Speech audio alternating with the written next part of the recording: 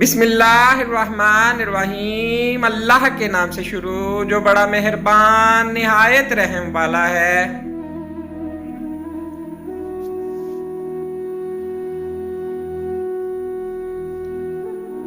राबिया बसरी से किसी ने पूछा कि क्या गुनहगार की तौबा कबूल होती है? फरमाया, इंसान इस वक्त तक तौबा कर ही नहीं सकता जब तक अल्लाह तौफीक न दे, और जब तौफीक मिल जाए फिर कबूलियत में कोई शक नहीं रहता।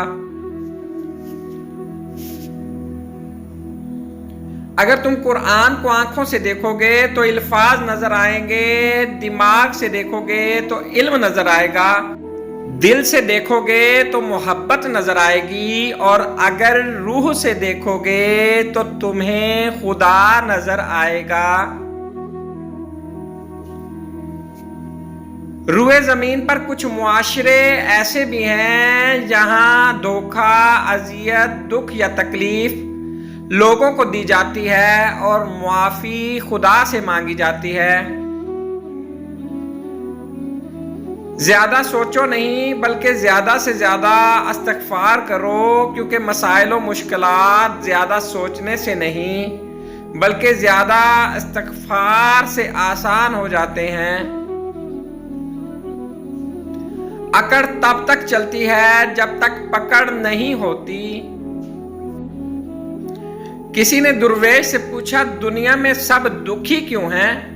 दुर्वेश ने हंसकर जवाब दिया, खुशियां सबके पास हैं, बस एक की खुशी दूसरे का दर्द बन जाती है। नेकी और बदी के तसव्वुर से निकलकर अगले मुकाम तक आ जाओ, मैं तुम्हें वहीं मिलूंगा।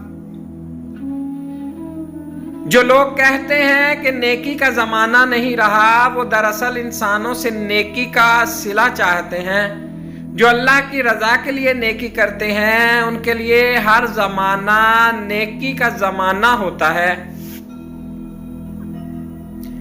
हजरत अली रजी अल्लाह ताला अन्हु फरमाते हैं, लोगों के ऐबों से इस तरह गाफिल हो जाओ जैसे सोते वक्त तुम दुनिया से गाफिल हो जाते हो।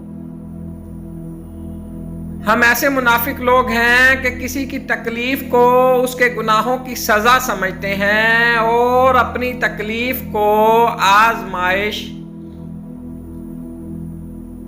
पुरसकून वो है जिसको कम या ज्यादा की फिक्र नहीं।